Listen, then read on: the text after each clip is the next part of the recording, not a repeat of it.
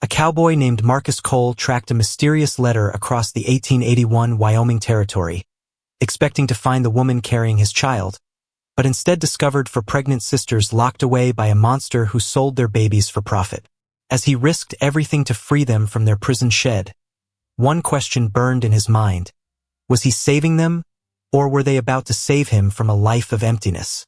The scorching sun beat down on Marcus Cole's face as his horse stumbled through another patch of dry grass that crunched like old bones under its hooves. 3 weeks of riding through the Wyoming Territory had left both man and beast looking like walking scarecrows, dust caked in every crease, water running low, and hope hanging by a thread thinner than spider silk. Marcus pulled the wrinkled letter from his shirt pocket for the 100th time, squinting at the faded ink that had been his only companion since leaving Kansas. "My dearest Marcus," it began in Rebecca's flowing handwriting. "I am with child and need you desperately. Come to Willow Creek, Wyoming Territory. Time is running short." The paper felt soft as cloth from all his handling, and the words seemed to shimmer in the heat like a mirage. His mare whinnied and lifted her head, ears pricked forward. There, shimmering through the heat waves, stood a collection of wooden buildings that looked like they'd been dropped from the sky and forgotten. Willow Creek wasn't much to look at. Maybe 20 structures total, half of them leaning against each other like drunken friends. The main street was nothing more than packed dirt with wooden sidewalks that had seen better days. Marcus had imagined this moment 1,000 times during the long journey. He'd pictured Rebecca running toward him, her belly round with his child, tears of joy streaming down her face. He dreamed of holding her close and promising that everything would be different this time, that he wouldn't be like his own father, who'd disappeared one winter morning when Marcus was 12 and never came back. But as his horse's hooves echoed on the wooden planks of Main Street, something felt wrong. The town was too quiet. Even the saloon, which should have been buzzing with afternoon customers, sat silent as a tomb. A few faces peered out from behind curtains, then quickly disappeared. It was like riding into a ghost town where the ghosts were still alive but too scared to show themselves. The general store seemed like the best place to start asking questions. Marcus tied his horse to the hitching post and pushed through the creaky door, setting off a bell that sounded unnaturally loud in the silence. Behind the counter stood a man so thin, he looked like he might blow away in a strong wind, with nervous eyes that kept darting toward the door. "Help you with something, stranger?" the clerk asked, his voice barely above a whisper. Marcus pulled out the letter and smoothed it on the counter. "I'm looking for Rebecca Patterson. She wrote to me from this town, said she was staying here with family." The clerk's face went pale as old milk. He glanced at the letter, then at Marcus, then toward the door again like he expected trouble to walk through it any second. "Don't know nobody by that name," he said quickly. "Been here 10 years, know every soul in town. Ain't no Rebecca Patterson." The words hit Marcus like a punch to the gut. He stared at the letter, then back at the clerk. "But she wrote from here. Look at the address, Willow Creek, Wyoming Territory. Clear as day. Could be another Willow Creek somewhere," the clerk offered, but his tone suggested he was grasping at straws. "Though I reckon we're the only one for 300 miles in any direction." Marcus felt the ground shifting under his feet like quicksand.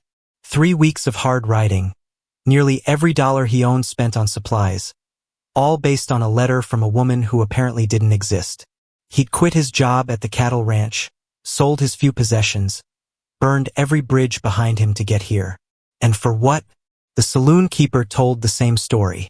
So did the blacksmith, whose massive arms were covered in soot as he pounded red-hot iron into horseshoes. The hotel owner, a round woman with kind eyes, shook her head sadly and offered him a room for half price, clearly feeling sorry for him. Even the preacher, a gentle man with silver hair, had never heard of Rebecca Patterson. Marcus stood in the middle of the dusty street as the sun began to sink toward the mountains, holding a letter that felt like it was burning a hole in his hand. The few townspeople who'd ventured out gave him wide berths, whispering among themselves. He was the fool who'd chased a ghost across half the territory, and now everyone knew it. But just as he turned toward his horse, ready to admit defeat and figure out where to go next, The preacher's wife appeared at his elbow like a guardian angel. She was a small woman with gray streaks in her brown hair and eyes that had seen too much sadness. "Wait," she whispered, looking around nervously to make sure no one was listening. "There might be something. Old Jeremiah's place, up in the hills. He keeps to himself mostly, but sometimes we hear things." Marcus felt a spark of hope flicker back to life in his chest. "What kind of things?" The woman bit her lip and glanced around again. "Women crying. Sounds that don't seem natural for a man living alone. Most folks think it's just the wind playing tricks, but—" She trailed off, seeming to wrestle with herself. "But you don't think so," Marcus finished. She shook her head. "My grandmother always said the mountains don't lie. If you hear crying on the wind, there's someone up there who needs help." She gave him directions in a voice so quiet he had to lean close to hear. "Follow the creek bed until you reach the lightning split pine, then head north toward the red rocks. But be careful, Mr. Cole. Jeremiah don't take kindly to visitors, and there's stories." "What kind of stories?" The woman's eyes went distant, like she was looking at something far away and terrible. "Young women who come to town asking about work or marriage prospects, then disappear without a trace. Could be they just moved on, looking for better opportunities. Or could be something else entirely." The narrow mountain trail twisted through thick pine forests that blocked out most of the dying sunlight, creating shadows that seemed to move when Marcus wasn't looking directly at them. His mare picked her way carefully over loose rocks and fallen branches, her breathing getting heavier as they climbed higher into air that felt thin as paper in his lungs. Every 100 yards or so, Marcus stopped to listen, but heard nothing except the whisper of wind through pine needles and the distant call of a hawk circling overhead. The preacher's wife's directions echoed in his mind like a prayer. Lightning split pine, then north to the red rocks. Simple enough, but in this maze of trees and shadows, simple could turn deadly fast. The creek beside the trail bubbled and chattered over smooth stones, the only cheerful sound in an increasingly dark world. Marcus had been following it for over an hour when he finally spotted what he was looking for. A massive pine tree that had been split right down the middle by lightning, its blackened trunk standing like a monument to nature's power. He turned north as instructed, leaving the creek behind and climbing even steeper terrain toward a ridge lined with red sandstone formations that glowed like fire in the last rays of sunlight. The trail here was barely visible, more of a deer path than anything meant for horses, and Marcus had to dismount and lead his mare by the reins to keep from tumbling down the mountainside. That's when he heard it, faint but unmistakable. The sound of a woman crying. Marcus froze, straining his ears. There it was again, carried on the evening breeze like a ghost's whisper. Not the wind playing tricks, as some folks in town believed, but real human voices filled with real human pain. Multiple voices, in fact, harmonizing in a symphony of despair that made his skin crawl. He tied his horse to a sturdy pine and continued on foot, moving as quietly as possible over the rocky ground. The crying grew louder as he crested the ridge, and suddenly he could see his destination spread out below him like a scene from a nightmare. A sprawling log cabin sat in the center of a natural clearing, surrounded by a dozen smaller buildings that looked more like prison cells than any kind of normal outbuildings. Smoke curled from the cabin's chimney, and lamplight flickered in its windows, but there was something wrong with the whole setup. Too isolated, too hidden, too much like a place where bad things happened and nobody ever found out about them. Marcus crept closer, using the pine trees for cover. Through the cabin's main window, he could see a massive man hunched over a wooden table, counting what looked like coins or bills by lamplight.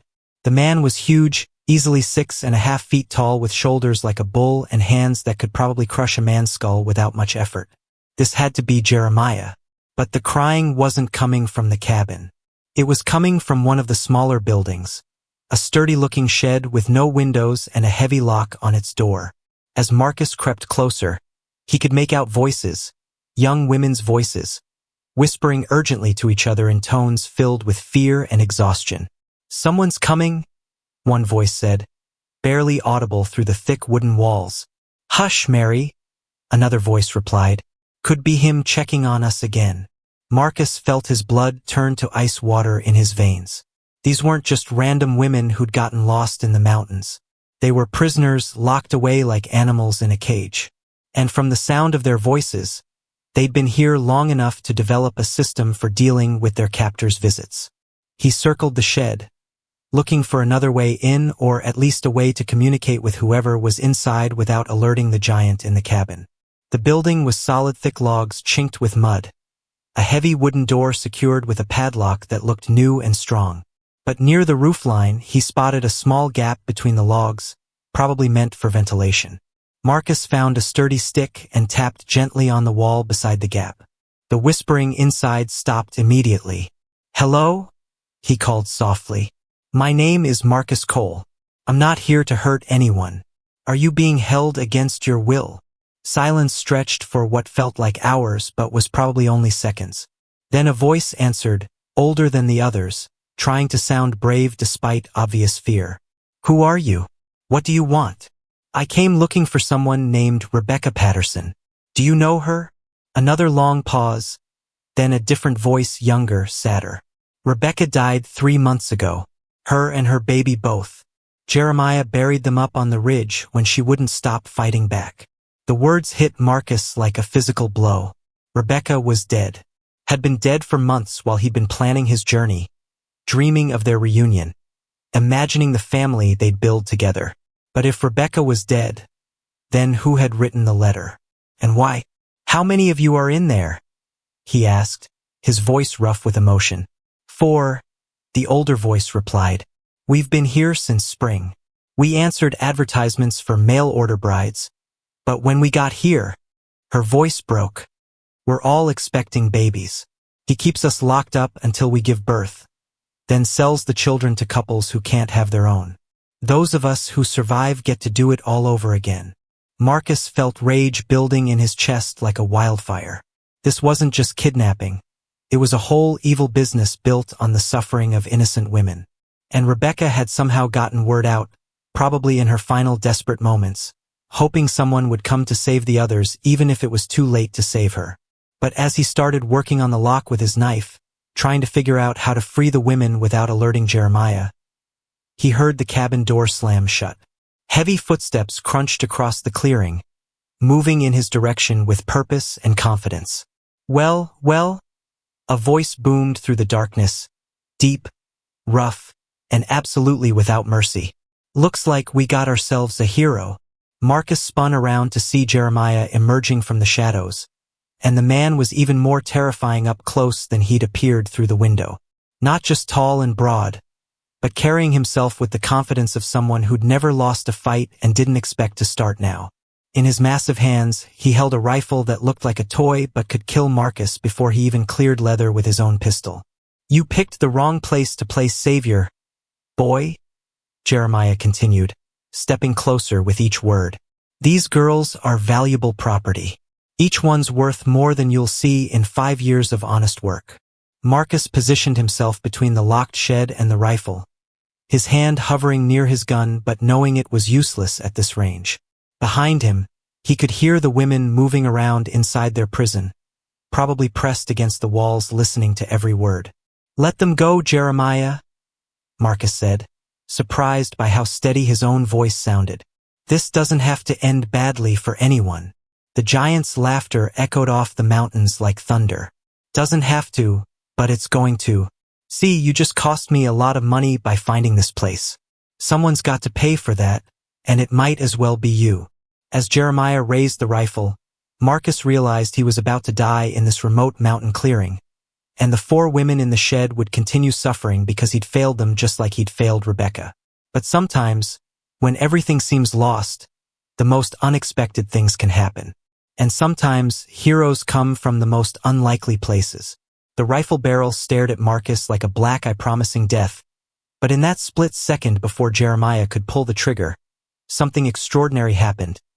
The locked shed door exploded outward with a crash that echoed through the mountain clearing like thunder. "Run, Marcus!" A woman's voice shouted as 4 figures burst from their wooden prison in a coordinated rush that caught everyone by surprise. The oldest woman, her dark hair wild but her eyes blazing with determination, threw herself at Jeremiah's legs while another grabbed for his rifle. A third woman, younger but moving with deadly purpose, swung a heavy piece of firewood she'd somehow hidden inside the shed. Jeremiah stumbled backward, cursing and trying to keep his balance as the women swarmed him like angry hornets. But he was too big, too strong, and too experienced at violence. With a roar of rage, he threw off the first woman and backhanded another, sending her sprawling across the dirt. The rifle swung toward Marcus again, and this time there would be no escape. Marcus dove sideways just as the gun fired, the bullet whining past his ear close enough to burn. He rolled behind a pile of chopped wood and came up with his pistol drawn, but Jeremiah had already grabbed one of the women, the youngest, a girl who couldn't be more than 16, and was using her as a human shield. "Drop the gun, hero," Jeremiah snarled, pressing his knife against the girl's throat hard enough to draw a thin line of blood. "Or little Mary here gets to find out how sharp my blade is." Marcus kept his pistol trained on the giant, looking for any opening, any chance to take a shot without risking the girl's life. But Jeremiah was too smart, too experienced at this deadly game. He kept Mary positioned perfectly, using her terror as his armor. "That's better," Jeremiah said when Marcus hesitated. "Now kick that gun away and we can discuss how you're going to pay for all the trouble you've caused." But the three other women hadn't given up. While Jeremiah focused on Marcus, they were spreading out, moving to different positions around the clearing. The oldest woman, she looked like she might be in her early 20s despite the hardships she'd endured, caught Marcus's eye and nodded toward a stack of tools leaning against the cabin wall. Her name was Catherine, Marcus would learn later, and she'd been a schoolteacher before answering Jeremiah's false advertisement for a bride. 3 months of captivity hadn't broken her spirit. It had hardened it into something sharp and dangerous as a sword blade. "You want to know the funny thing about your plan?" Catherine called out, her voice carrying clearly across the clearing. "We figured out how to pick that lock weeks ago. Been planning this moment, waiting for the right time." Jeremiah's head snapped toward her, confusion replacing confidence on his brutal features. "What are you talking about?" Ruth, a redhead with freckles and eyes like green fire, laughed from her position near the cabin. "You think we've just been sitting in there crying all this time? We've been working, planning, getting ready." She held up something that glinted in the lamplight, a long piece of metal filed to a sharp point. The fourth woman, Anna, had the darkest hair and the quietest voice, but her hands were steady as she picked up a heavy iron poker from beside the cabin's fireplace. "Every night while you slept, we took turns working on that lock, loosening the hinges, finding weapons, making plans." Marcus realized what was happening. These women had turned themselves into a coordinated fighting unit, and they'd been waiting for exactly this kind of opportunity. They weren't helpless victims anymore. They were hunters, and Jeremiah was their prey. "Enough talk," the giant growled, pressing his knife deeper against Mary's throat. "I don't care how clever you think you are. This girl dies if anyone moves another step." But Mary, terrified as she was, had been listening to every word, and she'd been planning too. With a sudden twist that caught Jeremiah completely off guard, she bit down hard on his arm and ducked away from the knife, giving Marcus the opening he needed. The gunshot rang out like Judgment Day, echoing off the mountain peaks and sending birds exploding from the pine trees in a black cloud of beating wings. Jeremiah spun around, clutching his shoulder where Marcus's bullet had found its mark, but he wasn't done fighting. With a roar of pain and rage, he charged straight at Marcus, his massive frame moving faster than something that big had any right to move. Marcus fired again, but Jeremiah's momentum carried him forward even as the second bullet hit him in the chest. They crashed together in a tangle of arms and legs, rolling across the clearing in a desperate struggle for the knife that had fallen from the giant's hand. Jeremiah's size and strength gave him the advantage even wounded, and his hands closed around Marcus's throat with crushing force. Black spots danced across Marcus's vision as his air supply cut off, and he could hear the women shouting his name from what seemed like a great distance. Then Catherine appeared above them, holding a heavy cast-iron skillet she'd grabbed from the cabin, and brought it down on Jeremiah's skull with a sound like a church bell ringing. The giant's grip loosened, His eyes rolled back, and he toppled sideways into the dirt. For a long moment, nobody moved. The only sounds were heavy breathing and the distant whisper of wind through the pine trees. Then Mary, still shaking from her ordeal, knelt beside Jeremiah and checked for a pulse. "He's alive," she announced, "but he's going to have a headache that lasts until Christmas." Marcus struggled to his feet, rubbing his bruised throat and looking around at the four women who had just helped save his life. They stood in a rough circle around their fallen captor, and despite everything they'd been through, there was something magnificent about them. Battered but not broken, frightened but not defeated. "We need to tie him up before he wakes up," Catherine said, already moving toward the cabin to look for rope. "And then we need to search this place top to bottom. If he's been doing this for months or years, there might be evidence that could help other families find their missing children."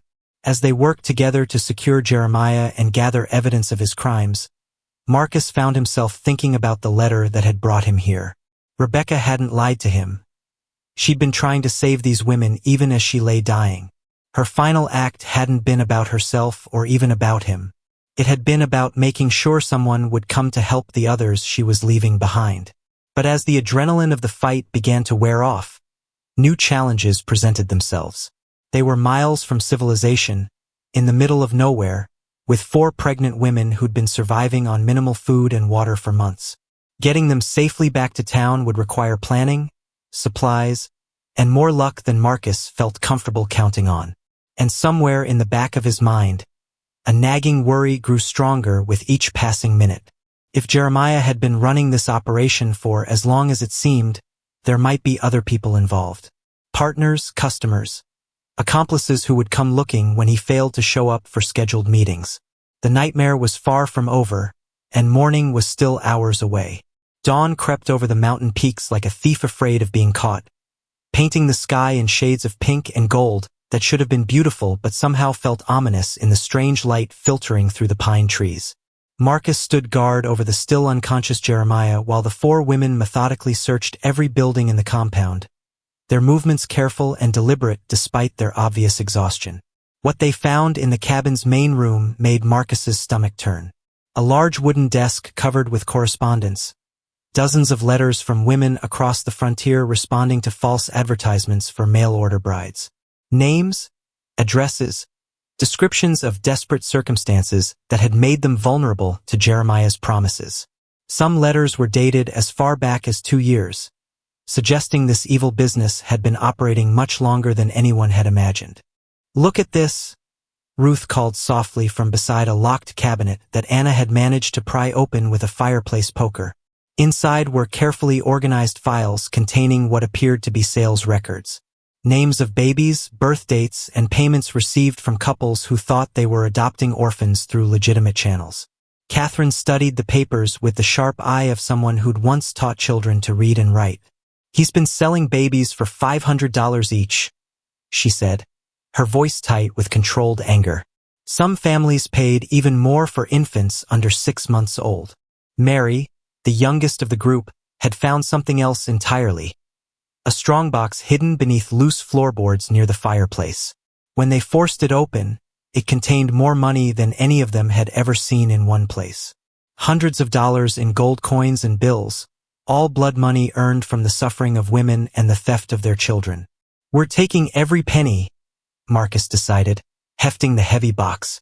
"Money made from crimes belongs to the victims, and that's you four." But Anna, who had spoken the least since their escape, pointed out a problem none of them had considered. "What about the babies who've already been sold? Some of these records show sales from over a year ago. Those children are living with families who think they're their legal children now." The question hung in the morning air like smoke from a dying fire. How do you reunite stolen babies with mothers who might be dead? How do you tell loving adoptive parents that their children were obtained through murder and kidnapping? How do you fix something so thoroughly broken that the pieces might never fit back together?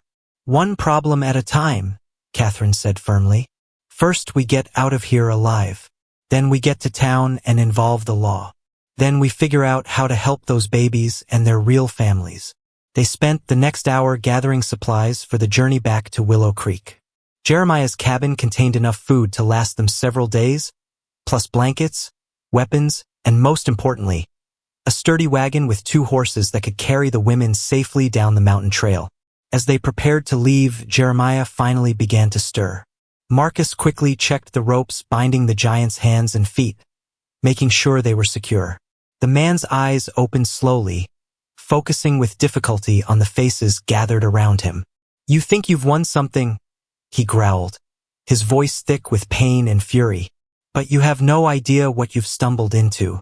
This operation has friends in high places, people who won't take kindly to their business being disrupted."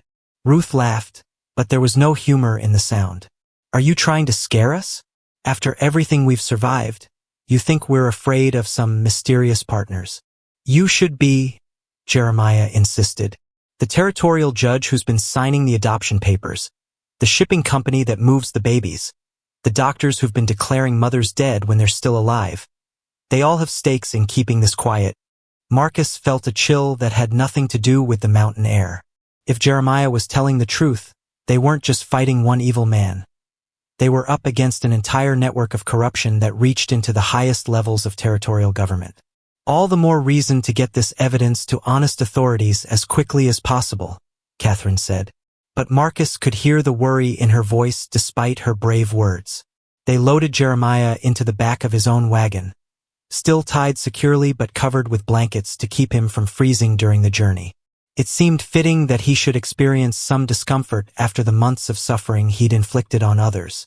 The trip down the mountain trail proved even more treacherous with a loaded wagon than it had been on horseback. The wheels slipped on loose rocks, and more than once they had to stop to prevent the entire load from sliding sideways off the narrow path.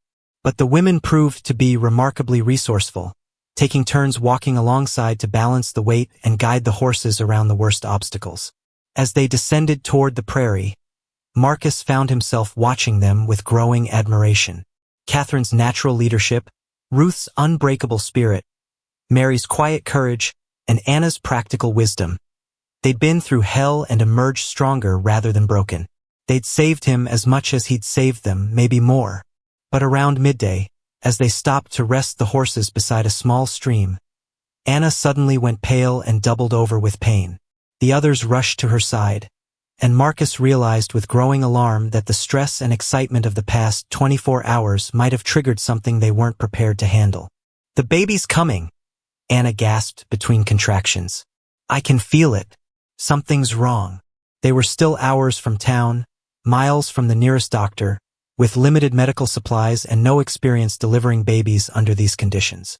Marcus looked around at the vast empty landscape stretching in all directions, feeling more helpless than he had when facing Jeremiah's rifle. But once again, the women proved they were stronger than their circumstances. Catherine had assisted with births during her teaching days in farming communities, and Ruth had helped deliver her younger siblings back in Ohio.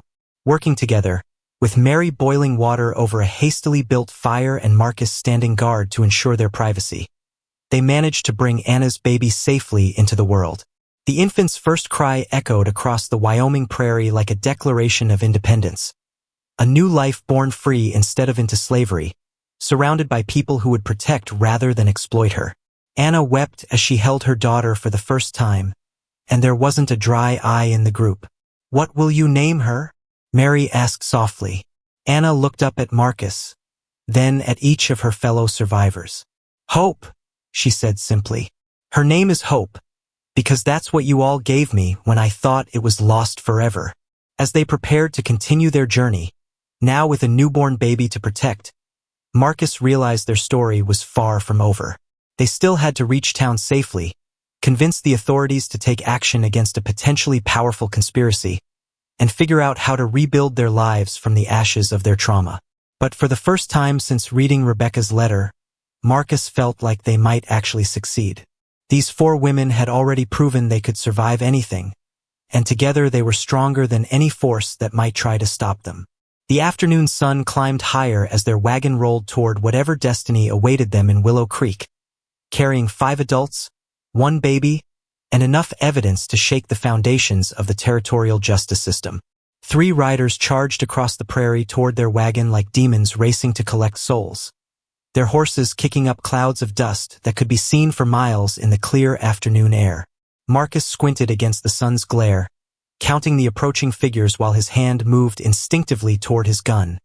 But with 4 women and a newborn baby to protect, a gunfight was the last thing they needed. "Friends of yours?" Catherine asked dryly, though her voice carried an edge of steel that hadn't been there when Marcus first met her in that mountain prison. "Not likely," Marcus replied, helping Anna secure baby Hope in a makeshift cradle they'd fashioned from blankets and wooden crates. The infant slept peacefully, unaware that danger was thundering toward them across the grassland at full gallop. The lead rider pulled up 20 yards away, close enough for conversation but far enough to avoid any sudden moves. He was a well-dressed man in his 50s, wearing a clean suit that looked expensive and a badge that caught the sunlight like a silver star.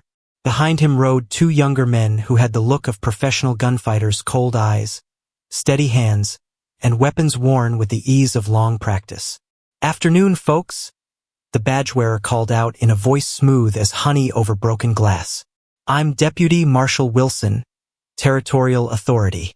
We've had reports of some trouble up in the mountains, and I'm here to sort things out." Marcus felt his stomach drop like a stone down a well. If Jeremiah had been telling the truth about having friends in high places, then this marshal might be part of the corruption they were trying to expose.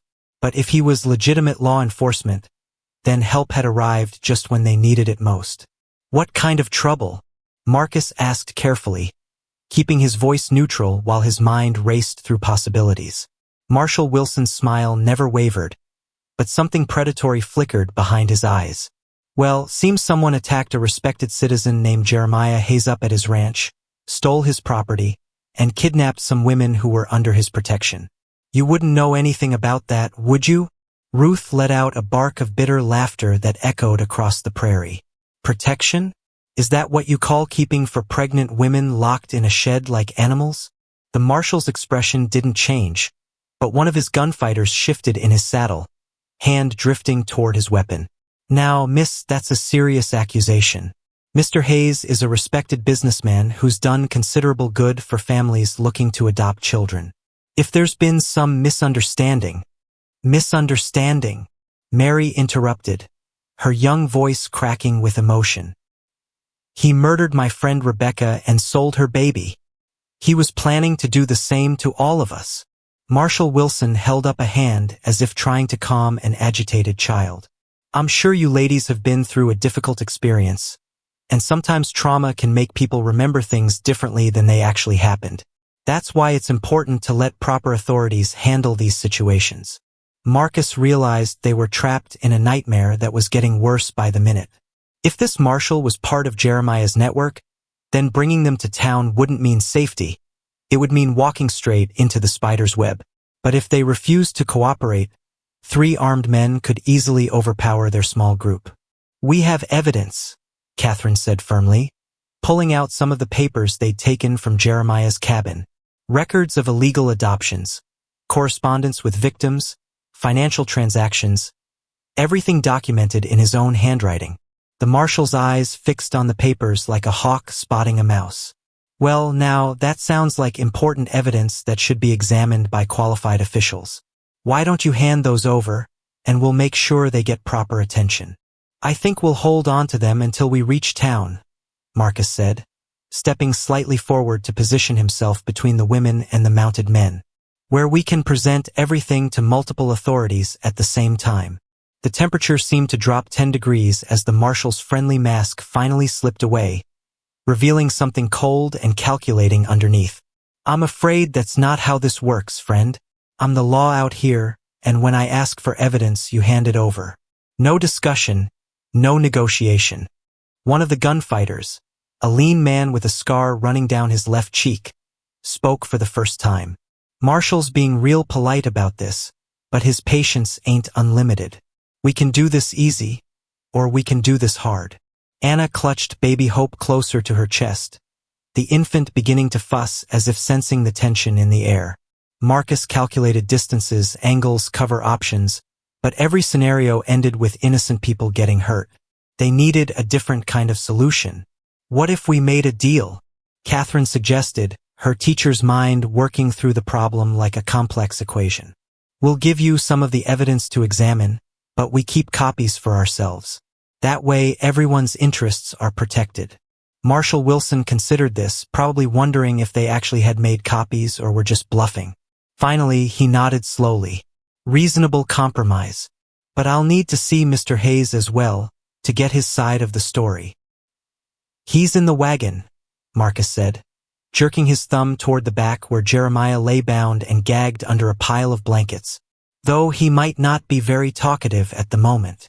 The marshal dismounted and walked to the wagon, pulling back the blankets to reveal their prisoner. Jeremiah's eyes were open, glaring with pure hatred at everyone in sight. When the marshal removed his gag, the first words out of the giant's mouth were curses that would have made a sailor blush. They ambushed me on my own property, Jeremiah raged. Stole my horses, my wagon, my money, everything. And they've got my business records that contain private information about families I've helped. But as Jeremiah continued his tirade, Marcus noticed something interesting. The marshal's face was growing darker with each word, and his two gunfighters were exchanging glances that suggested they weren't entirely comfortable with their boss's reactions. "Shut up, Hayes," the marshal finally snapped, his mask of authority slipping completely. "You were supposed to be careful, discreet. Instead, you've brought attention from half the territory." Jeremiah's mouth fell open as he realized his supposed ally was angry at him rather than at his captors. "Wilson, you can't be thinking of. I'm thinking you've outlived your usefulness," the marshal interrupted, pulling his gun with smooth efficiency. "And that loose ends need to be tied up before they cause more problems." Marcus drew his own weapon, but he was facing 3 armed men who had the advantage of position and preparation. The situation had gone from bad to catastrophic in the space of a heartbeat, and he could see no way out that didn't end with blood on the prairie grass. But sometimes salvation comes from the most unexpected directions. As Marshal Wilson raised his gun toward the wagon, the sound of approaching hoofbeats echoed across the grassland, this time from the direction of town. A new group of riders was approaching, and the star on the lead rider's chest caught the afternoon sun like a beacon of hope.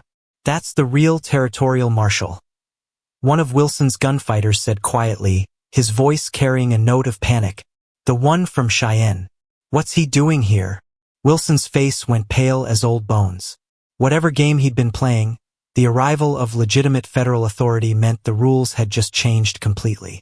The real territorial marshal rode like a man who'd spent his entire life in the saddle, sitting straight and confident as his black stallion covered ground with powerful strides that ate up the distance between his small posse and the tense standoff on the prairie. Behind him rode 3 deputies whose badges gleamed with the authority of federal law, and their faces carried the grim determination of men who'd seen too much injustice to let any more slide by. "Well, well," the genuine marshal called out as he reined in his horse just outside pistol range, his keen eyes taking in the scene with practiced efficiency. "Deputy Marshal Wilson, isn't it? Funny thing. I've been looking all over creation for you after some interesting reports came in from Kansas about missing women and illegal adoptions." Wilson's hand trembled slightly as he tried to decide whether to lower his weapon or use it, while his 2 gunfighters looked increasingly uncomfortable with their situation. The balance of power had shifted dramatically with the arrival of federal authority, and everyone present knew it. "Marshal Brennan," Wilson said, forcing his voice to remain steady. "I'm investigating reports of criminal activity. These people attacked a respectable businessman and stole his property." Marshal Brennan's weathered face creased into something that might have been a smile if it contained any warmth. "Respectable businessman? That's an interesting way to describe Jeremiah Hayes, considering we've been tracking his baby-selling operation for the better part of 6 months. Marcus felt a surge of relief so powerful it almost buckled his knees. Real law enforcement, honest authority, legitimate help finally, after all the terror and uncertainty, someone with the power to actually fix this nightmare. "You're under arrest, Wilson," Marshal Brennan continued, his voice carrying the weight of absolute certainty. "Along with your associates there. We've got enough evidence to hang all 3 of you for conspiracy, kidnapping, and accessory to murder." But Wilson wasn't going down without a fight. with the desperate fury of a cornered animal. He spun toward the wagon and raised his gun toward Anna and her baby. Nobody moves or the woman and child die. I'm riding out of here, and anyone who tries to stop me will have their blood on their hands. The prairie exploded into chaos as everyone reached for weapons at the same time. Marcus threw himself sideways, trying to get a clear shot at Wilson while staying between the corrupt lawmen and the women. Marshal Brennan and his deputies spread out, their own guns drawn and ready. Wilson's gunfighters found themselves caught in the middle, facing the choice between loyalty to their boss and survival against overwhelming odds. The scarred gunfighter made his choice first, dropping his weapon and raising his hands. "I ain't dying for nobody's money," he declared. "This whole thing's gone too far." His partner hesitated a moment longer, then followed suit. "Count me out too, Wilson. You're on your own." But Wilson wasn't finished. With Anna and baby Hope as his shield, he began backing toward his horse, keeping his gun trained on the infant while sweat poured down his face. 20 years I've been working this territory, building connections, making arrangements. I'm not going to let it all fall apart because of 4 troublemaking women. "Let them go, Wilson," Marshal Brennan said quietly, his own weapon steady as a rock. "You've got nowhere to run, and killing innocent people won't change that." Catherine stepped forward, her hands empty but her voice carrying the authority of someone who'd spent years managing unruly children. "Marshal Wilson, you seem like an intelligent man. Surely you can see that harming us won't improve your situation in any way. Stay back." Wilson snarled, pressing his gun closer to baby Hope, who began crying at the sharp tone of his voice. "I know what happens to people like me in territorial prison. I'd rather die out here than rot in a cell." Anna's voice cut through the tension like a knife through silk. "That baby you're threatening? She was born free because people cared enough to fight for her. If you hurt her, you'll have to answer to more than just the law. You'll have to answer to God." For a moment, Wilson's resolve seemed to waver. His eyes darted between the federal marshals, the evidence scattered around the wagon, and the tiny infant whose life hung in the balance of his next decision. Whatever calculation he was making, it didn't take long to reach a conclusion. "God," he laughed bitterly. "God abandoned this territory years ago, when men like Jeremiah Hayes started turning human suffering into profit. If there was any justice in this world, none of this would have happened in the first place." But as Wilson continued his desperate monologue, Marcus noticed something the corrupt marshal had missed in his panic. Ruth had been quietly working her way around behind the horses, moving with the stealth of someone who'd learned to survive by staying invisible. Now she was close enough to make a difference, if she could find the right moment. "You're wrong about God," Mary said softly, her young voice carrying across the prairie like a prayer. "Maybe he didn't stop bad things from happening, but he sent good people to fight against them. He sent Marcus to find us, and you to bring real justice." Wilson's laugh turned into something that sounded more like a sob. "Justice? There's no justice for people like us. The system's rigged from top to bottom, and the only way to survive is to rig it back." That's when Ruth made her move. Like a ghost materializing from shadow, she appeared behind Wilson's horse and grabbed the animal's bridle, causing it to rear and sidestep just enough to throw off the marshal's aim. In that instant of distraction, Marcus took his shot. The gunshot echoed across the prairie like thunder, and Wilson spun around, clutching his shoulder where Marcus's bullet had found its mark. His weapon flew from his hand, landing in the dirt several feet away, while he stumbled and fell to his knees. Marshal Brennan and his deputies moved in quickly, securing the wounded man while Anna clutched baby Hope protectively against her chest.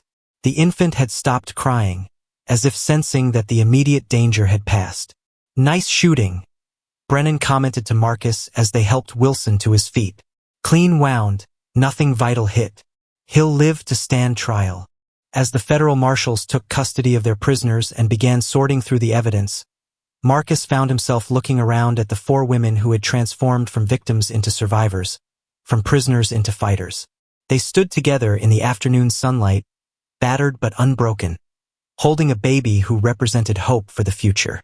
"What happens now?" Catherine asked, speaking the question that was on everyone's mind. Marshal Brennan pushed back his hat and considered the vast landscape stretching toward the horizon. Now we start the hard work of fixing what's been broken, reuniting families, prosecuting criminals, and making sure this kind of thing never happens again. He paused, looking at each of the women in turn. But that's going to take time, and it's going to take courage from people willing to testify, to fight, to refuse to give up even when things seem impossible. Ruth smiled, the first genuine expression of happiness Marcus had seen from her. Marshal, after what we've been through, impossible is just another word for difficult. And we've gotten pretty good at handling difficult. As they prepared for the final leg of their journey to Willow Creek, Marcus realized that Rebecca's letter had brought him exactly where he needed to be. Not to find the woman he'd lost, but to help save the women who still had futures to build. Sometimes the greatest journeys don't take you where you plan to go. They take you where you're needed most. The afternoon sun continued its journey across the Wyoming sky, painting the grassland in shades of gold and amber while their small convoy began moving toward town, carrying with them evidence that would shake the territorial justice system to its foundations and 4 women who had refused to let evil win. The sound of church bells ringing in celebration filled the evening air as their wagon rolled into Willow Creek, but the warm welcome Marcus had expected turned into something far more complicated when half the townspeople lined the streets with expressions that ranged from curiosity to outright hostility.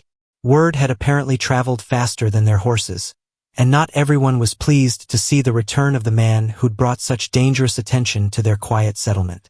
"Look what he's dragged back with him," Marcus heard someone whisper as they passed the general store.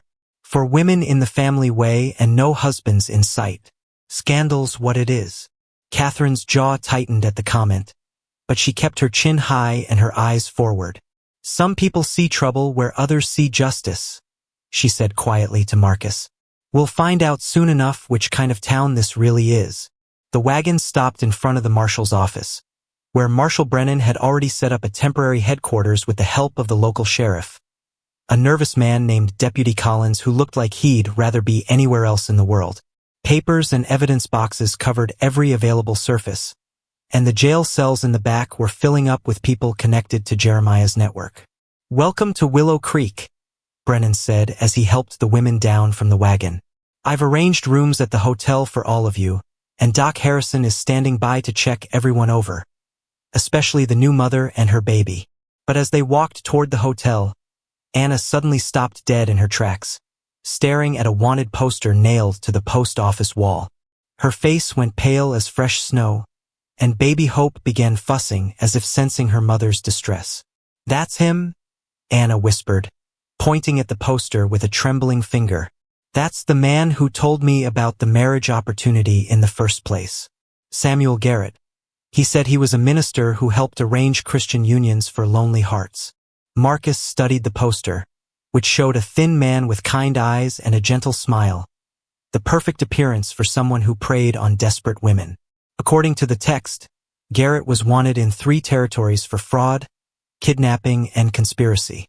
The reward was substantial enough to attract serious bounty hunters. "He's the one who recruited most of us," Ruth added, her voice tight with old anger. "Traveled from town to town, preaching about the blessings of frontier marriage and the opportunities waiting for brave women willing to build new lives in the West." Marshal Brennan's expression grew even more serious as he examined the poster. "If Garrett's still operating, then Jeremiah's network was bigger than we thought. This whole operation might stretch across multiple territories, with dozens of victims we haven't found yet." The implications hit Marcus like a physical blow. They'd captured Jeremiah and exposed the corruption in Willow Creek, but the larger criminal organization was still out there, still destroying lives, still turning human suffering into profit. Their victory was beginning to feel more like the end of the first battle than the end of the war. Dr. Harrison turned out to be a kindly man in his 60s who'd delivered more babies than anyone could count and had seen enough of life to judge people by their character rather than their circumstances.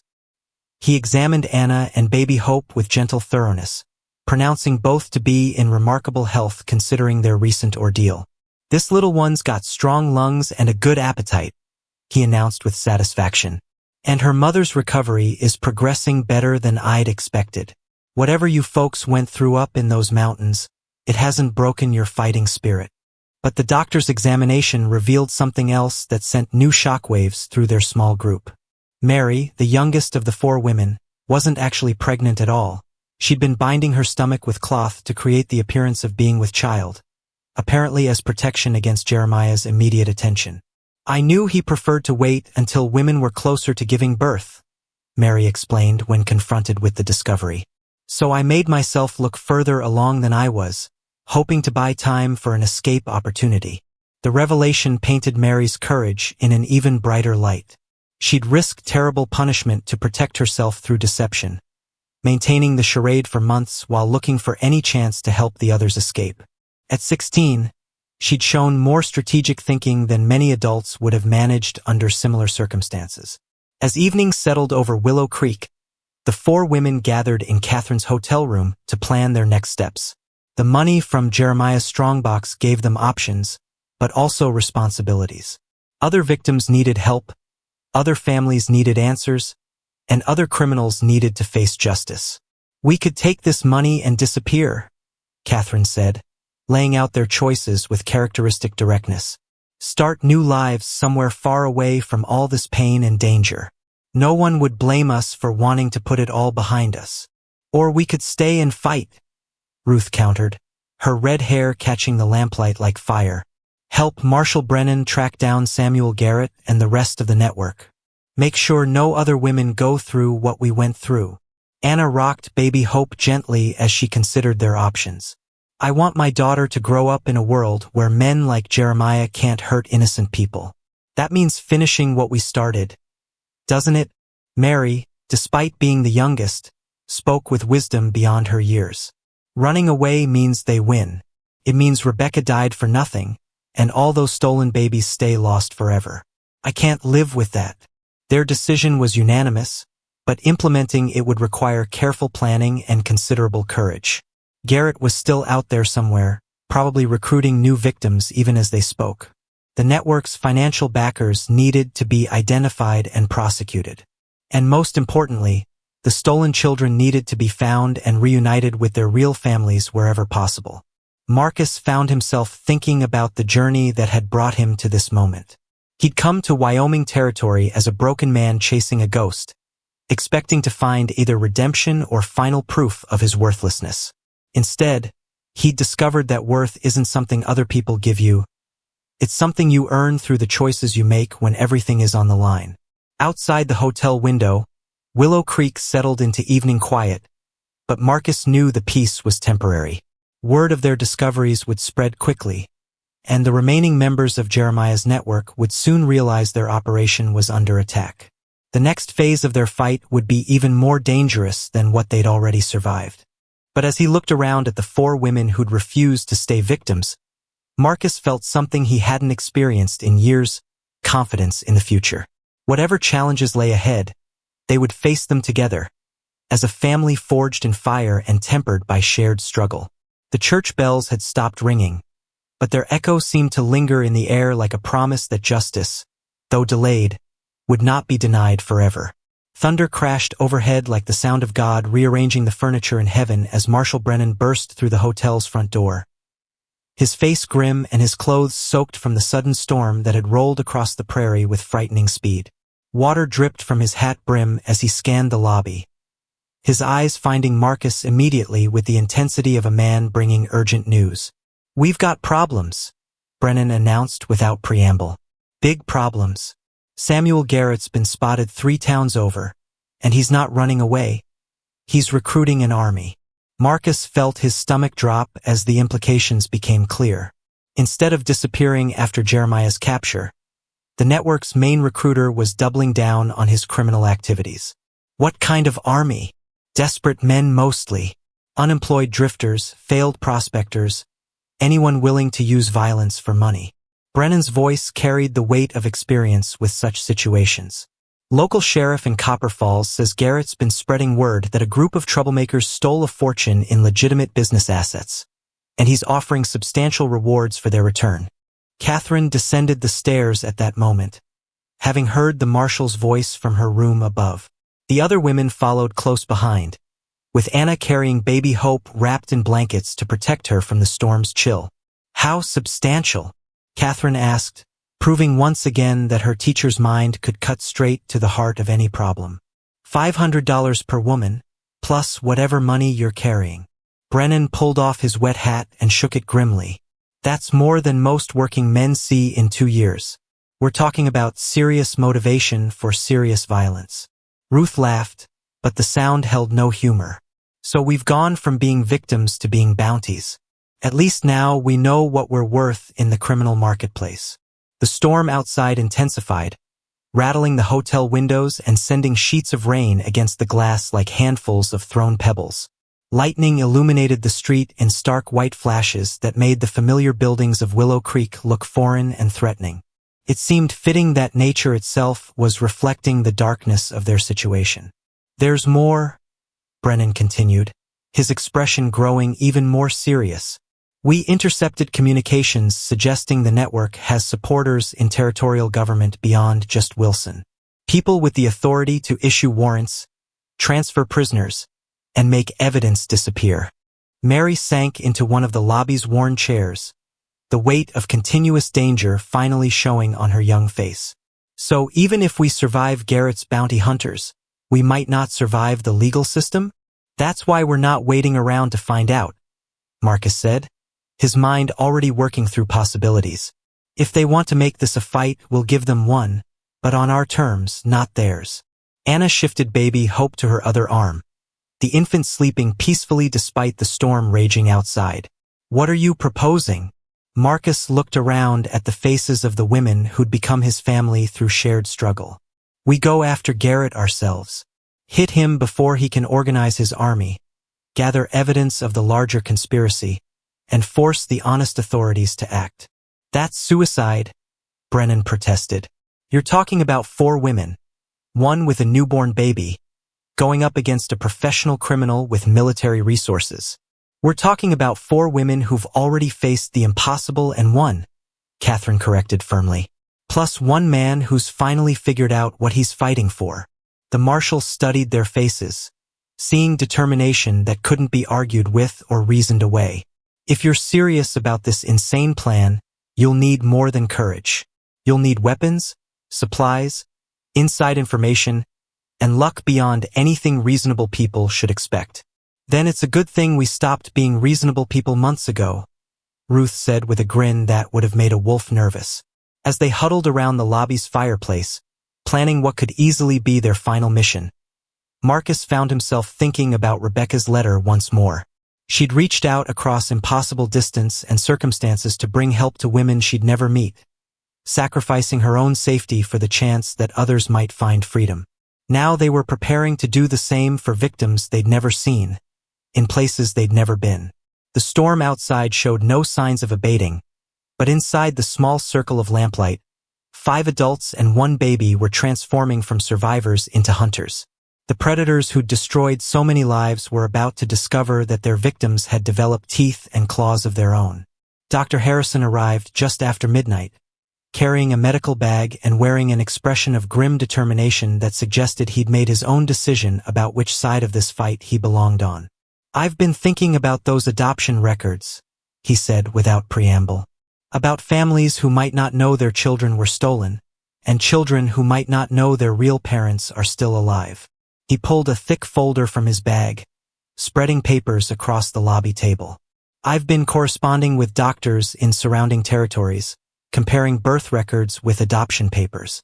The patterns are disturbing: too many healthy babies from mothers who supposedly died in childbirth, too many adoptions processed through the same legal channels.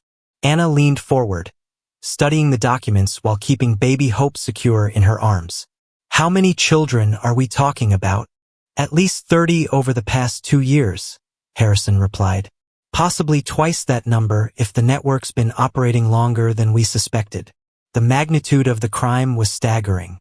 Dozens of families destroyed, children stolen from their real parents, adoptive families unknowingly participating in kidnapping. The web of pain and deception stretched far beyond anything they'd initially imagined. All the more reason to end this quickly, Marcus said, his voice carrying new resolve. Every day we wait, more families are destroyed. As dawn approached, their plans began to take concrete shape. They would travel to Copper Falls under the pretense of fleeing Garrett's bounty hunters, but actually planning to infiltrate his operation and gather evidence of the larger conspiracy. It was dangerous beyond description, but the alternative, allowing the network to continue destroying lives, was unacceptable. Catherine packed the most damaging evidence in a secure pouch that would stay with her at all times. Ruth and Mary selected weapons from Marshal Brennan's confiscated arsenal, choosing firearms they could handle effectively. Anna prepared supplies for traveling with an infant, while Marcus studied maps and planned routes that would give them advantages in case of pursuit. The storm finally began to weaken as the first light of dawn painted the eastern horizon in shades of pink and gold. Standing at the hotel window, watching the new day struggle to break through the retreating clouds, Marcus realized they were embarking on a journey that would either establish justice or destroy them completely. But as he looked around at his companions, these remarkable women who'd refused to be broken by circumstances that would have crushed lesser souls, he felt something approaching confidence. They'd already survived the worst that evil men could devise, and they'd emerged stronger rather than weaker. Whatever Samuel Garrett and his army had planned for them, they were about to discover that their intended victims had become something far more dangerous than anything they'd faced before. The hunters were about to become the hunted, and the reckoning was long overdue. The new day was breaking over Wyoming Territory, and with it came the promise of either justice or destruction for all involved. The explosion that rocked the Copper Falls saloon at precisely noon sent splinters of wood and shards of glass flying across Main Street like deadly confetti, while black smoke poured from the building's shattered windows and men stumbled out coughing and cursing in languages that would make a preacher faint. Marcus crouched behind an overturned wagon with Catherine, watching their carefully laid plan unfold with the precision of a Swiss pocket watch, except this timepiece was designed to destroy rather than tell time. Phase 1 complete, Catherine whispered, checking the small explosive device Ruth had fashioned from mining supplies they'd borrowed from an abandoned claim outside town. Garrett's men are scattered, confused, and looking for external threats instead of internal ones. Through the smoke and chaos, Marcus could see Samuel Garrett himself emerging from the saloon's back door, his previously immaculate appearance now disheveled and his kind minister's face twisted with rage that revealed his true nature. The man who'd spent months recruiting innocent women with promises of marriage and happiness now looked like what he really was, a predator whose hunting ground had just been set on fire. "Where are they?" Garrett shouted at his scattered followers, many of whom were still picking themselves up from the street. "Find those women. I want them alive, but I don't care what condition they're in when you bring them to me." What Garrett didn't know was that Ruth and Mary were already inside the building next to the saloon, having entered through a cellar tunnel that connected the structures. While everyone's attention focused on the explosion, the two women were methodically searching Garrett's temporary headquarters for evidence of the larger conspiracy. Anna and baby Hope were safely hidden in the church at the far end of town, under the protection of a genuine minister who'd been horrified to learn about the network's activities. The Reverend, a man named Father Mackenzie with steel-gray hair and eyes that had seen too much suffering, had volunteered to guard them with his own life if necessary. 30 seconds until Phase 2, Marcus murmured, watching the chaos with the cool detachment of someone who'd learned to function under extreme pressure. They'd spent 3 days planning this operation, studying Garrett's routines and identifying weaknesses in his security arrangements. The second explosion came from the opposite end of town, near the telegraph office, sending Garrett's men running in that direction while cursing their inability to be in two places at once. But this blast was just another distraction. The real objective was the strongbox hidden in Garrett's private room above the saloon, containing correspondence with network leaders across multiple territories. Through the smoke, Marcus saw Ruth's red hair flash in a second-story window as she signaled success. She and Mary had found what they were looking for, and now came the dangerous part, getting out alive with evidence that could topple the entire criminal organization. But Garrett was smarter than they'd anticipated. Instead of chasing the diversions like his followers, he'd positioned himself where he could watch the saloon's upper floors. As Ruth appeared at the window, preparing to climb down the outside wall, Garrett raised a rifle with deadly precision. "There's one of them," he shouted, drawing a bead on Ruth's exposed position. $500 to whoever brings me her head." Marcus didn't hesitate. Breaking cover, he sprinted across the street through the swirling smoke, drawing his pistol as he ran. The distance was too great for accurate shooting, but he could create enough noise and confusion to spoil Garrett's aim. The rifle cracked like a whip, but the bullet went wide as Marcus's own shots forced Garrett to duck behind a water trough.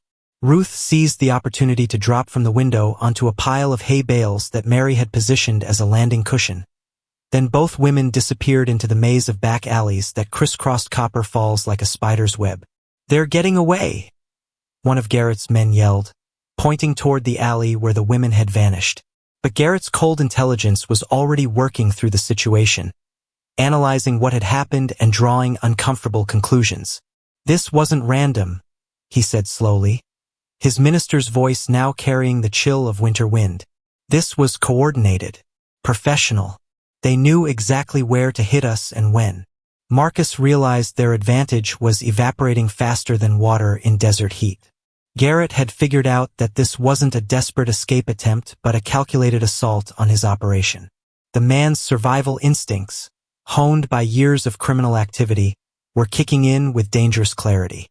"Spread out in pairs," Garrett commanded his remaining followers.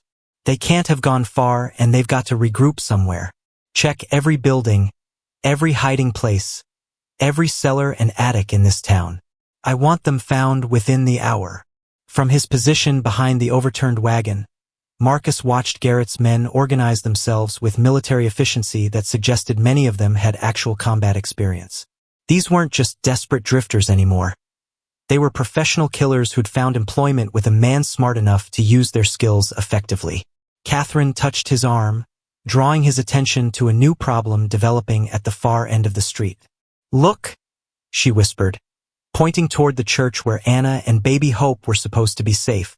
3 of Garrett's men were approaching the church with weapons drawn, obviously intending to search it thoroughly. If they found Anna and the baby, their entire plan would collapse into a rescue mission with odds that favored nobody except the Undertaker. "We need a bigger distraction," Marcus realized, his mind racing through increasingly desperate options. "Something that will pull all of them away from the church long enough for Anna to escape." Catherine's eyes gleamed with the same dangerous intelligence that had helped them survive Jeremiah's mountain prison. "What if we give them exactly what they want?" "What do you mean?" "What if we let them catch us?" Marcus stared at her, wondering if the stress had finally affected her reasoning. "Catherine, that's not a plan. That's suicide." "No, it's strategy," she insisted. "Think about it, if Garrett captures us, he'll want to interrogate us personally, find out who else is involved, what evidence we've gathered, where the money is hidden. That gives Ruth and Mary time to get Anna and the baby out of town, and it gives us a chance to get close enough to Garrett to finish this permanently." The logic was sound, but the risks were enormous. If their gamble failed, they'd all be dead before sunset, and the network would continue destroying lives across the territory. But if they succeeded, they could end Garrett's operation and gather enough evidence to expose the entire conspiracy. Marcus looked toward the church, where Anna's life and her baby's future hung in the balance, then back at Catherine's determined face. Sometimes the difference between heroism and foolishness was measured in minutes rather than years. "All right," he said finally, "but we do this my way with safeguards and backup plans." "Agreed," Catherine replied, "though I reserve the right to improvise if your safeguards don't work." As they prepared to walk into what could easily be their final confrontation, Marcus found himself thinking about the letter that had started this entire journey. Rebecca's desperate plea for help had brought him hundreds of miles to save women he'd never met, and now those same women were risking everything to save others they'd never meet. The smoke from the explosions was beginning to clear, revealing a town divided between those who supported justice and those who served corruption. In a few minutes, the balance would tip one way or the other, and the outcome would determine whether evil or good claimed victory in this remote corner of Wyoming Territory. The rope around Marcus's wrists felt like fire against his skin as Garrett's men dragged him and Catherine through the streets of Copper Falls toward the makeshift courthouse that had become the criminal leader's temporary headquarters, while townspeople watched from behind curtains and doorways with expressions that revealed their true loyalties more clearly than any spoken words ever could. "Bring them inside," Garrett commanded from the courthouse steps, his minister's robes replaced by practical clothing that better suited his role as judge, jury, and potential executioner. I want to have a private conversation with our troublemakers before we decide their final fate. The courthouse interior had been transformed into something that looked more like a military command center than a hall of justice, with maps covering the walls, correspondence scattered across tables, and weapons stacked in corners like deadly furniture. Marcus counted at least 8 armed men inside the building, all watching their prisoners with the casual interest of predators deciding when to begin feeding. "Sit them down," Garrett ordered, indicating 2 chairs positioned in the center of the room where they'd be visible to everyone present. "And make sure those ropes are tight. I've heard these particular prisoners have a talent for escaping from secure locations." As they were forced into the chairs, Marcus caught Catherine's eye and saw the same calm determination that had sustained her through months of captivity and weeks of planning. Whatever happened next, she was ready for it, and her confidence helped steady his own nerves for the confrontation ahead. Garrett pulled up a 3rd chair and sat facing them, close enough that Marcus could see the intelligence burning behind his deceptively kind eyes. This wasn't a man who'd stumbled into criminal activity through desperation or circumstance. He was someone who'd chosen evil because it offered better profits than good. "I have to admit, you've impressed me," Garrett began, his voice carrying the same warm tones he'd probably used to convince dozens of women to trust him with their lives. "Jeremiah's operation was supposed to be foolproof, but you managed to destroy it completely. Deputy Marshal Wilson was a valuable asset, but you eliminated him too. Quite remarkable for a group of supposedly helpless victims." Catherine lifted her chin with the defiance that had carried her through every challenge they'd faced. "We stopped being victims the moment we decided to fight back. Now we're something you've never dealt with before." "And what's that?" "People who have nothing left to lose and everything to fight for." Garrett's smile faltered slightly, as if he'd glimpsed something in Catherine's eyes that reminded him of his own mortality. "Perhaps, but you're forgetting that I have something you care about very much." He gestured toward one of his men, who disappeared through a side door and returned moments later escorting Father Mackenzie at gunpoint. The elderly minister's face was bruised and his clothes torn, but his eyes burned with righteous anger that seemed to fill the room with heat. "Your friends thought they were being clever, hiding the woman and baby in my church," Mackenzie said, his voice steady despite obvious pain. "But they underestimated my congregation's dedication to protecting innocent life." Marcus felt his heart sink like a stone dropped in deep water. If Garrett had captured the minister, then Anna and baby Hope were either dead or in the hands of men who viewed them as nothing more than valuable merchandise. "Where are they?" Catherine demanded, her calm facade cracking for the first time since their capture. "Safe," Garrett replied, enjoying the power that knowledge gave him over his prisoners. "For now. Their continued well-being depends entirely on your cooperation with my requirements." "What requirements?"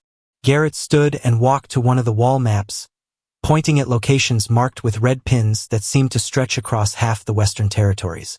"You've cost me a significant investment in time, money, and resources. I'm a reasonable businessman, so I'm prepared to accept compensation rather than revenge." He turned back to face them, his expression shifting from fake kindness to genuine menace. "You're going to help me rebuild my network, starting with a complete list of everyone who assisted your escape, every piece of evidence you gathered, and every penny of Jeremiah's money you stole." Marcus almost laughed at the audacity of the proposal. "You want us to help you kidnap and murder more women? I want you to help me restore order to a business that was operating smoothly until your interference disrupted it." Garrett's voice carried the tone of someone explaining simple arithmetic to slow children. "The demand for adoption services continues to grow, and there are many women who would benefit from the opportunities my network provides." "Opportunities?" Catherine's voice rose with incredulous rage. "You call imprisonment, rape, and murder opportunities? I call them practical solutions to complex social problems," Garrett replied calmly. "Unwed mothers need support, childless couples need families, and men like me need profit. Everyone benefits from the arrangement." Father Mackenzie spoke from his position near the door, his voice carrying the authority of someone who'd spent decades ministering to human suffering. There's a special place in hell reserved for people who profit from the pain of innocence. And I suspect you'll be finding out about it sooner than you think. Garrett's mask of civility finally slipped completely away, revealing the monster that had always lurked beneath the surface. Old man, you're about to join your God a lot sooner than you planned if you don't learn to keep your mouth shut. But even as the words left Garrett's mouth, new sounds began filtering through the courthouse windows: shouts, running footsteps, and the unmistakable crack of gunfire from somewhere outside. The criminal leader's face went pale as he realized his supposedly secure headquarters was under attack. "What's happening out there?" he barked at one of his men, who rushed to the window and peered through the curtains. "It's the territorial marshal," the lookout reported, his voice tight with panic. "He's got at least 20 men with him, and they're surrounding the building." Marcus felt a surge of hope so powerful it almost lifted him from his chair. Somehow, Marshal Brennan had tracked them to Copper Falls and arrived with enough force to challenge Garrett's army. But hope quickly turned to concern as he realized Anna and baby Hope were still somewhere in the building, potentially caught in the crossfire of a siege. Garrett's survival instincts kicked in with the speed of a striking snake. "Bring the woman and baby here," he ordered. "If the marshal wants to play siege games, we'll see how committed he is to protecting innocent life when those innocents are standing between him and his targets." As his men rushed to comply, Garrett turned back to Marcus and Catherine with an expression that promised suffering beyond imagination. "This changes nothing about our arrangement. In fact, it makes your cooperation even more valuable. You're going to help me negotiate our way out of this situation, or everyone you care about dies slowly while you watch." The courthouse had become a powder keg with lit fuses running in all directions, and Marcus could see no way to save everyone he cared about without sacrificing someone. Outside, Marshal Brennan's voice echoed across the street, demanding surrender and promising justice. Inside, Garrett prepared to use innocent lives as shields for his escape. The final confrontation was about to begin, and the outcome would determine whether good or evil claimed victory in this remote corner of the Wyoming Territory. Everything they'd fought for, everyone they tried to save, and all the hopes they'd built for the future hung in the balance of the next few minutes. The sound of approaching footsteps announced the arrival of Anna and baby Hope, and Marcus knew their time for planning was over. Whatever happened next would require courage beyond anything they'd shown before, and luck beyond anything reasonable people should expect. But as Father Mackenzie began quietly reciting a prayer for divine intervention, Marcus realized they'd already proven that ordinary people could accomplish extraordinary things when they refused to accept defeat. The question now was whether they had one more miracle left in them when they needed it most.